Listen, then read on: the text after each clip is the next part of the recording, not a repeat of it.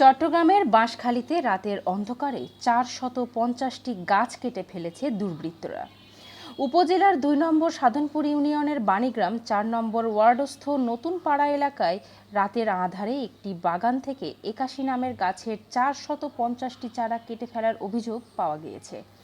শনিবার ১৩ এপ্রিল গভীর রাতে উপজেলার বাণীগ্রাম নতুন পাড়া এলাকার মৃত আব্দুল হকের পুত্র হাসান মনসুর নামের এক কৃষকের বাগান থেকে এই চারাগুলো কেটে ফেলা হয়।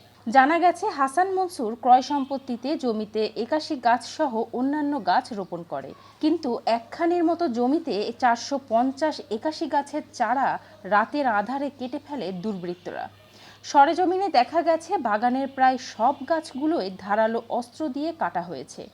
এর মধ্যে অধিকাংশ গাছগুলো মাঝামাঝি অংশ থেকে সম্পূর্ণ কেটে ফেলেছে, আর বাকিগুলো বাঁচার সম্ভাবনা নেই। আমরা রোপণ করা ছাড়া ৫০০-এর অধিক প্রায় কাটিয়ে রাতে অন্ধকারে কাটিয়ে চলে গেছে। কে বা কাহারা এসে আমার গাছগুলো কেটে নিয়ে গেছে। এগুলো কাটছে, কাটিয়ে সব আমার বাড়ি ঘরে ঢুকতে পারে না, বাড়ির আশেপাশে সব গাছ কেটে ফেলছে। তাই আমার অনেক লক্ষাধিক টাকার ক্ষতি সাধন করছে। গতকাল রাত্রে রাতের অন্ধকারে কে বা কারা আমাদের গাছগুলো কেটে পুরো সবগুলো তছনছ করে ফেলছে। এরকম মনুষ্যত্ব এরকম মানবিক খুব কম মানুষ কম দেখতেছি এখন।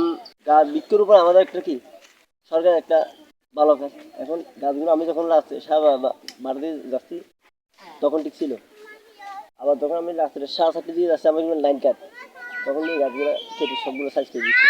আর এটা কিন্তু মানুষের কাছে বিচারের গাছগুলিতে বিক্রি করলো সরকারি গাছ এখন ফেসবুকে টিভি চ্যানেলের দেয় গাছ লাগাই দিলে গাছগুলো অক্সিজেন এই গাছগুলো ক্ষতিগ্রস্ত কৃষক হাসান মনসুর বলেন, অনেক কষ্টে পরিচর্যা করে গাছগুলো বড় করেছি, কিন্তু রাতের আঁধারে কারা যেন আমার সব গাছ কেটে ফেলেছে।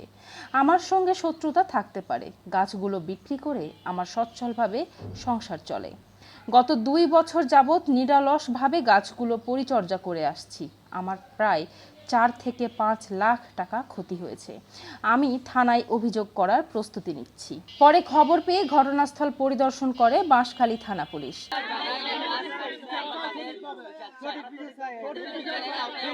নিউজ ডেস্ক, দৈনিক আজাদী।